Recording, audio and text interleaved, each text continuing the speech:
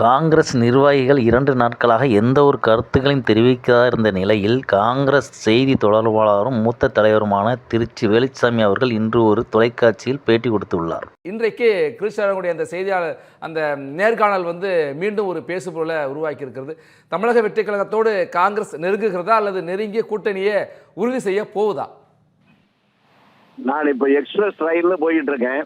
அதே போல கிரிஷ்ணோடங்களுடைய பேட்டி வந்த உடனே காங்கிரஸ் கட்சியும் தமிழக மக்கள் மகிழ்கின்ற வகையில எக்ஸ்பிரஸ் வேகத்தில் காயை நகர்த்த தொடங்கி இருக்கிறது.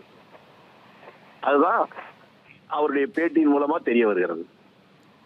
எக்ஸ்பிரஸ் வேகத்துல காய் நகர்த்த தொடங்கி இருக்கு அப்படின்னு சொல்றப்ப இன்னொரு விஷயத்தையும் அவர் சொல்லியிருக்காரு. நாங்க கூட்டணி பேச்சுவார்த்தைக்கு கூப்பிடல, திமுகவுடைய அழைப்புக்காக காத்திருக்கிறோம். அதே நேரத்தில் கடைசி நேரத்தில் அவங்க கொடுக்கறத அப்படியே ஏற்றுக்கொள்கிற நாங்கள் அதை விரும்பலை அப்படின்னு ஒரு விஷயத்த சொல்றார். இப்ப இன்னமும் ஒரு கதவை அங்க திறந்துதான் வச்சிருக்கா காங்கிரஸ்.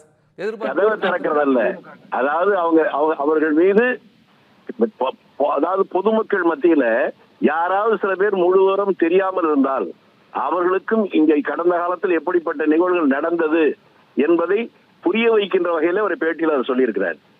இது நாங்க தான் முத கமிட்டி போட்டோம், அவங்கள போய் பார்த்தோம். நாங்க கமிட்டி போட்ட உடனே கூப்பிடுறோம். நாங்க அவங்க கமிட்டி போட்டதுக்கு பின்னாலே மற்ற எல்லாரையும் கூப்பிட்டா எங்களை கூப்பிடல அப்படின்னு சொல்ற போதானே நியாய உணர்வு படைத்த தமிழக மக்கள் எங்கள் மீது எந்த தவறும் இல்லைன்னு முடிவு பண்ணுவாங்கல்ல, அதை மிகச் சரியாக சொல்லியிருக்கிறார்.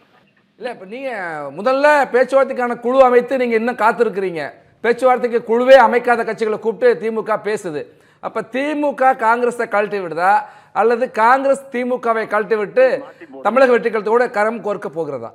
அவருடைய நாகரிகம் எத்தகையது என்பதை அவர் சொல்லியிருக்கிறார். நாங்க கூட்டணியில் ஏற்கனவே இருந்ததனால் அந்த நாகரிகத்தை நாங்க கடைபிடித்தோம்.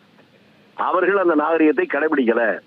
ஆனா காங்கிரஸ் இருக்க தொண்டர்கள் ஏற்கனவே இந்த கூட்டணியை விரும்பல. அதனாலதான் சோடங்கர் தெளிவாக சொல்லியிருக்கார், எங்கள் தொண்டருடைய உணர்வுகளை நாங்கள் தெளிவாக புரிந்திருக்கிறோம். அதிகார பகிர்வு மட்டும்தான் அவருடைய விருப்பமாக இருக்கிறது. அதை செயல்படுத்துவதற்கு தான் இந்த முடிவு எடுத்திருக்கிறோம். பேச்சுவார்த்தை தொடங்கிவிட்டோம்னு சொல்றார் தாவேகா கூட. நன்றி சார், உங்களுடைய கருத்துக்களை பகிர்ந்து கொண்டு